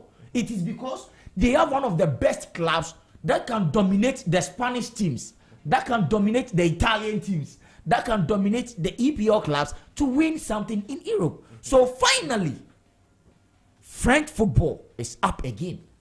Finally, thanks to who? Luis Enrique. They needed a coach. They needed someone to give them a structure. They needed someone to have that vision. They needed someone to tell them that if you are even Kylian Mbappe and you don't want to play to my style, you press to set the precedent and example for players to do. If you can't and you want to go, I'll put you on the bench. Before Mbappe left, he was not in good terms with Luis Enrique. Even Ousmane Dembele, in the first 2 weeks, when Enrique arrived, they were not in good terms. He said Dembele was lazy. But all of a sudden, now Dembele is that star man of the team. Why? Because if a club allows themselves for a coach who knows that much, a coach with a legacy from Spain, a coach with a legacy for FC Barcelona, to transform the structure of the team, and they are there. I read something and they said PSG are doing it with hard work, no stars, big names, and they are doing it. Well, I mean, we can agree with that. I mean, because for the first time, they have stars. Though. Yeah, they have stars. I mean, you have stars. Your stars have nothing to show. No, what were your stars? Wait. In Europe. No, Dembele has won the World Cup. Marquinhos is a star. Yeah, Marquinhos is a star. Ashraf Hakimi. The reason why I'm saying this is, if you compare this Dembele team, I mean, exactly, team, then I can agree. Exactly, I can agree with that. You then know that this is the team without big stars. But in today's football, they are stars. Yeah, they are. Today, at their level, Hakimi has been to the World Cup semi-finals. So he's won the UEFA Champions League. The reason why this will be the best and not the star-studded side will be, check their previous teams. With that one, I agree, because I mean, you Messi. mentioned even before Neymar, Messi, there was Edson Cavani, Ezekiel Levy, David Di Maria was a winner from Real Madrid. Of Came in and then turned to a loser. But I tend to disagree, though. I tend to disagree. I think the French league is still a famous league. If you pick up the leagues in Europe, the French leagues are two. Germany and France. And it's just because they are the famous league. Wow. I mean, you always tend to have the same team winning so many times. And if you want to change it, what about the English win multiple times. What about the English? I'm coming. If you want to change it, win multiple times. Right? We've seen one coach dominate the EPL for like 5 years. 3 English. They've not won the Champions League. Yeah. They still not won it. No, they don't need to win it. No, they have to win it. No, they have to win it. You need to win it to change the narrative that you are a famous league. Otherwise, you always come and just compete and go. Liverpool, even when they are not that good and they are not the best team in England, still go to Europe and win the Champions League. So from the Farmers League, they were able to be the champion of EPL.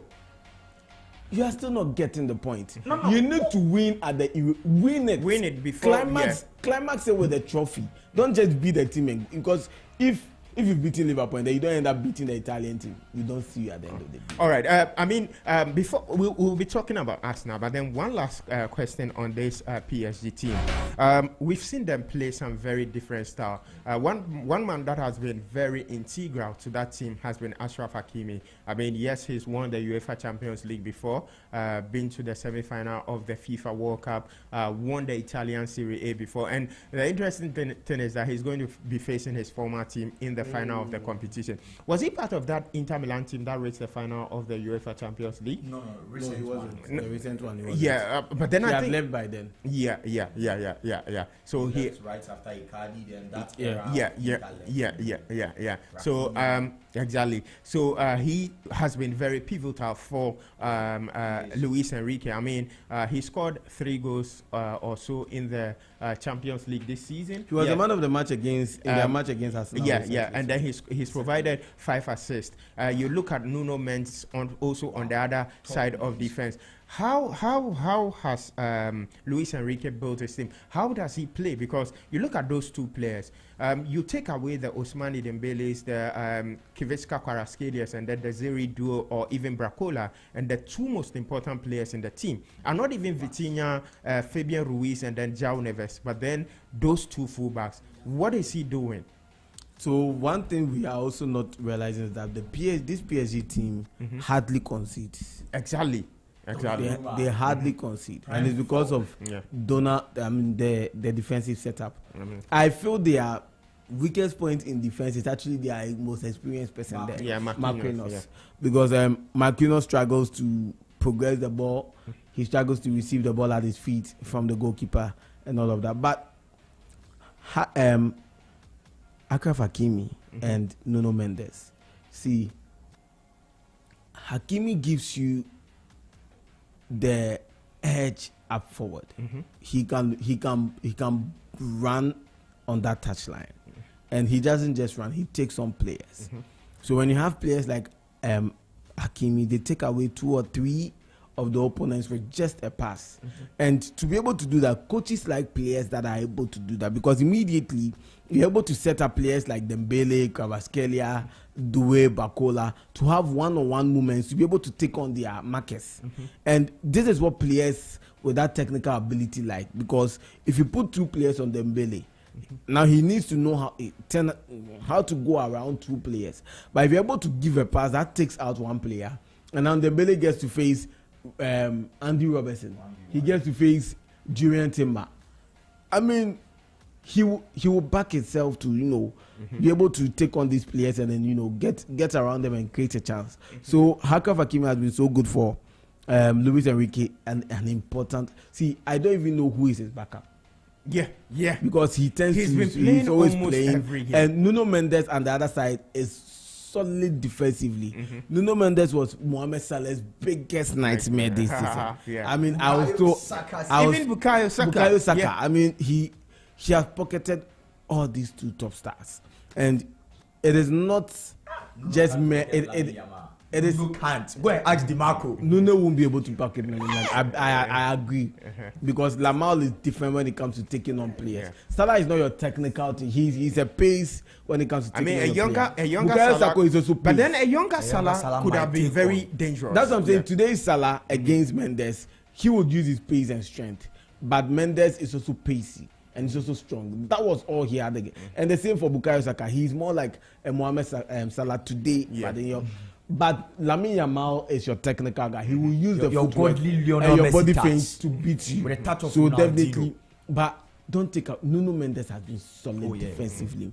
He's been that strong pillar. But do you know my favorite in that back line? No. Pacho.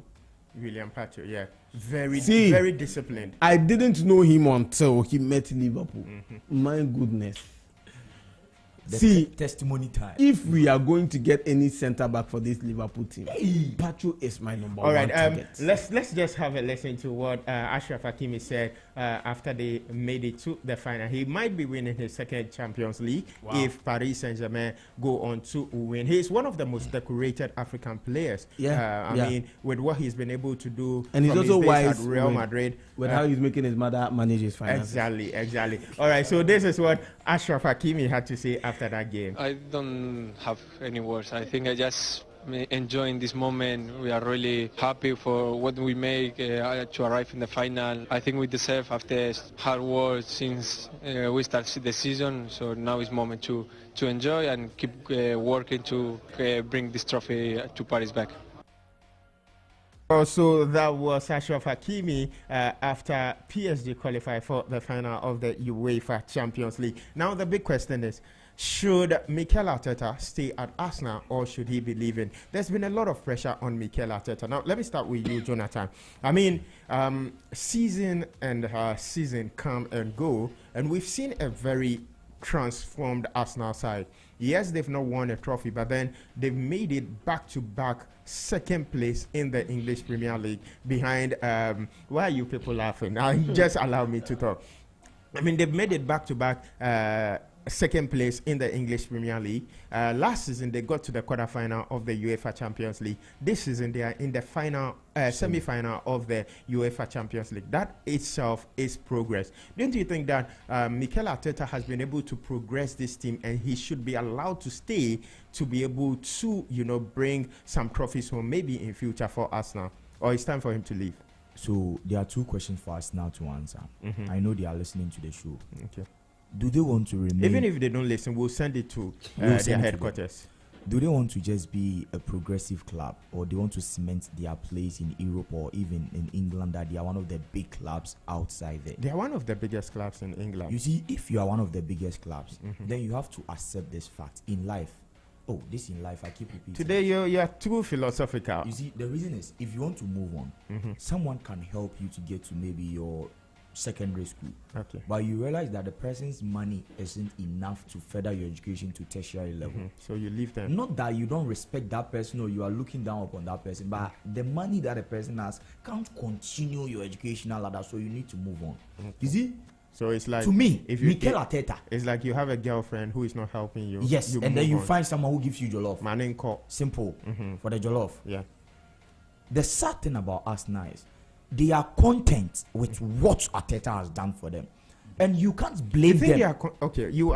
The reason why I'm saying this, if you talk to an Arsenal fan, he will be like, we were in trenches, we were struggling, we were not even having UEFA Champions League football, but we've been there, we are playing Champions League football season in, season out. Now we are second to the league toppers in England day in and day out.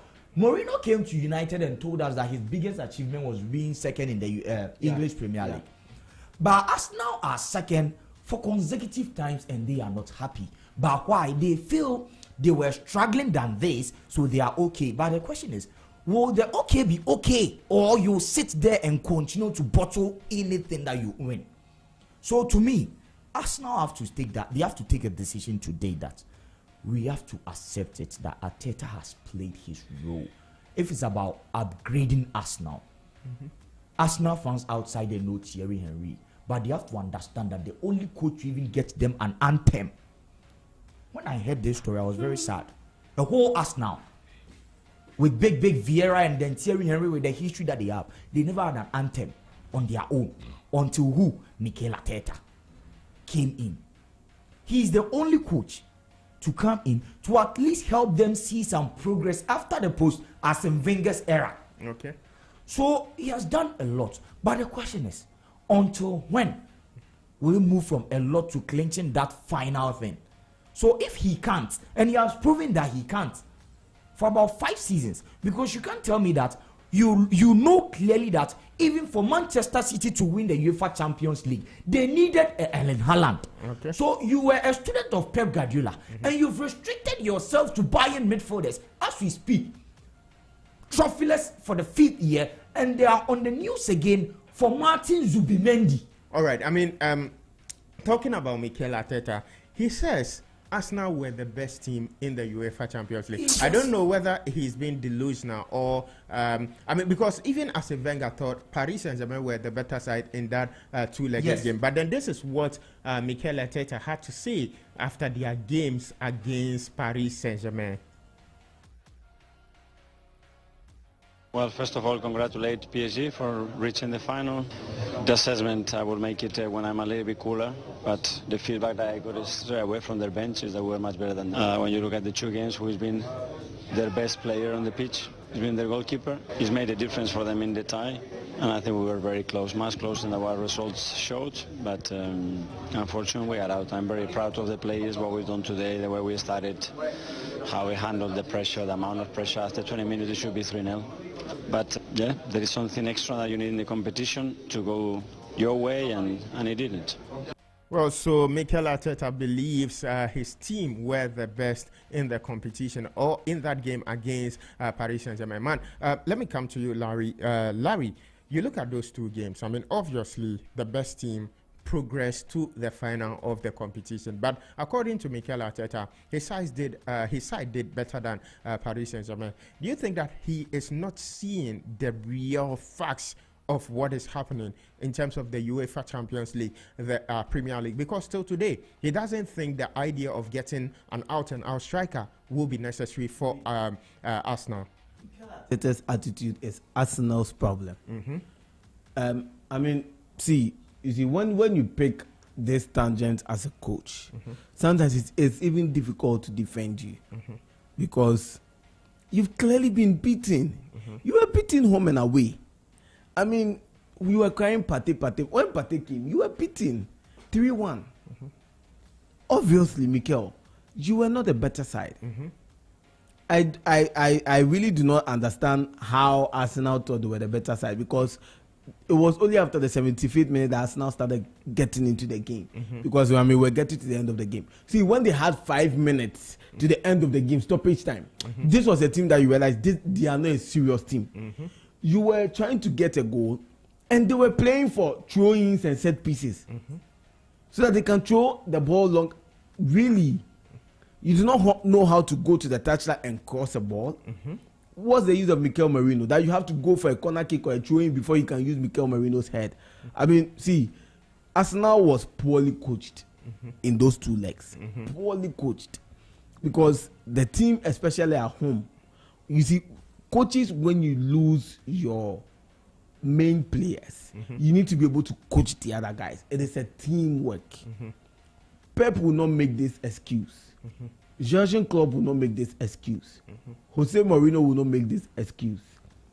Ancelotti, who is even new, let me say he's in Arteta's class because they are all very new to managerial experience, will not make this excuse. Xabi Alonso will not make this excuse. In this class of new managers, unfortunately, Arteta ranks low. To me, he ranks bottom. If I pick the top 5 new managers on the scene, Xabi Alonso, Xavi, FC Barcelona, who is now on a break. No, he's in Saudi, right? Who? Xavi, FC Barcelona. Yeah. He's in Saudi. Okay, so you, Ancelotti, Xabi Alonso, Mikel Arteta, Amorim. Who else should I add to even from top 5? Maybe Eric Ten Hag. Oh, look, man, let's. Good. Don't do that to me. Enzo Maresca. I'll rank Mikel Arteta 4th. Maybe slightly above Enzo Maresca. Wow. But Maresca has even won. He won the League 2. Yeah, the English Championship. I don't think Mikel Arteta will be able to take anything to win League 2. I'm sorry. Really? Do you know Mikel Arteta's problem? When you are leading a team and you need to get in touch with reality, because winning a league is a journey. It is not a one-time win. It's not like the Community Shield. You need to coach a team throughout a season. Do you know Arteta's posture this season, even in English Premier League? In December, Liverpool will fall, we'll be waiting for them. When they fall, we'll be there. January, we are waiting for them to fall. You started losing games. When Bukayo Saka got injured, you were now losing games. And you were there, we are waiting for. You were not thinking about how you win your games. You were concentrating on. That is Mikel Arteta's focus. He did the same thing against PSG, and that's what happened in the press conference. Concentrate on playing and winning your games. Now you go there, we are the better side. Again, now the narrative in England is we lost Bukayo Saka, Liverpool at this point. That statement that he made, I got pissed. He said Liverpool has now won the league with lesser points than But we've not ended the league. By the time we end the league, Liverpool have more points than you had last season. So what are you trying to say? Liverpool won the league in May. In May. When was the last time an English team won the league in May? No. Liverpool won the league in April. Because the competitiveness this season is not there. That's what Arteta is trying to mean. No. At the end of the season, the number of points Liverpool will get. It should be Arsenal competing. City have used that same number of points to win the league. Even more than the number of points City had last season. If Liverpool tend to win their next, so it's just that the other teams have not been good enough. Of course, that's what happens. No, but that's what happens. But then the other teams, that's what happens for you to win a league. Yeah, the other teams that have not been good enough, Arsenal is part of them. Yes. And so what is your excuse? Yeah, exactly. Mikel Arteta, see, at the start of the season, I mentioned that if Arteta does not win a trophy, Arsenal needs to sack him. Oh no, Arsenal needs to sack him because see, since 2016, do you know Arsenal has spent more than Manchester City? Yeah. They spent over 800 million. City has spent around 700 million. They have nothing to Arsenal has 2 FA Cups. One was won by Mikel, one was won by the guy at Aston Villa now. Emery. You know Emery. And 3 community shields. That's what you have. 5. City has 18 titles to show for it. Mikel Arteta came in 2019 or 18 or so. 2018. He's had 5 years now. Yeah. And all you have to show is an FA Cup, and you're also not humble. Arsenal fans are the one who stick to him. Well, so Larry thinks that it is time for Mikel Arteta to leave. It's Mikel Arteta out. But then, I mean, Aston Villa should actually go back to just round it up. I mean, the big game tomorrow is between Real Madrid and then Barcelona. We all know how important this game is. I mean, let me start with Jonathan. Yeah. I mean, he is the heartbroken one. Is this time for Barcelona to bounce back? So Barcelona versus Real Madrid. In life, farewell to Ancelotti will be a trophyless because in this life, I wanted to say this proverb victory, but I don't have to say it. Oh, just say it. No, they are Sembeba. Okay. Yeah, back door. You see, boss, Hansi Flick is just an antidote to Ancelotti. Left, right, center. We've beaten them 3 times. The 4th one will be tomorrow, and that will prove that indeed we went for a war in Milan, but we are back home to benefit from what we started. We started so well in La Liga. We were up, Madrid came, and then they bottled it, and now we are up again. 4 games to go in La Liga. We're playing against Villarreal, Bilbao, Espanyol, and then Real Madrid. We are beating Real Madrid tomorrow by 3-1. Wow. Lamine Yamal to score. Simple. All right. And then farewell to Ancelotti. He's loved wherever that he will go. He's one of the best coaches. If you're talking about coaching era, he's not. I will not even mention Pep Guardiola to his era. Okay, it's okay. Now, Larry, I mean that game. What So I mean that game. First of all, I'm actually disappointed in this Real Madrid season and Ancelotti. They had the La Liga for them. They lost it. At this point, I don't even believe they can even win it. Even if they win against Barcelona, Barca will still use that 1 point and will win the rest of the. And will win. Barcelona will not relinquish the league title to Real Madrid. I think the best they can do for issue of honor and pride, Ancelotti needs to win against these guys or get a point at least in the game for his pride and his honor. Otherwise, it will be a bad statement for him and his end of, because he has lost against Barca the whole season, and it won't be a good reflection on him. But just to wrap up today, on Sunday, Anfield will be buzzing. On Sunday, the noisemakers from London will come, and they will give us a guard. See, so far we've had the first noisemaker from London. We went there itself to go and get a guard of honor. Now they'll be coming to Anfield. See, Arsenal fans tomorrow, me and them tomorrow. All the noise they've made on social media tomorrow. That guard of honor. See, We will play it on the screens at Anfield. We beat throughout the game. That's what we'll be watching. We won't even be watching the match. We'll be watching the Guard of Honor. Well, so it will be from frying pan to fire for Arsenal tomorrow at Anfield. But then, unfortunately, this is what all time will allow us on the weekend sports rally. It's been another exciting. Okay. Guard of Honor. He should join the club. Mikel Arteta should be part of the Guard of Honor. All right. So, Slot. Well, so that what was, he has not been able to do, Slot has done it in his first season. Well, I mean, Slot is not the only. He's not the only coach to win the trophy in his first season. But then that will be all on the weekend sports rally. My name is Lukman Evergreen Moomin. How do we say bye-bye in French? Au revoir, right? Au revoir. Au revoir. So, au revoir from the fans of Paris Saint-Germain. Until then, we'll meet again next week for another exciting edition of the weekend sports rally. Enjoy the rest of our programming here on the Z101.9 FM.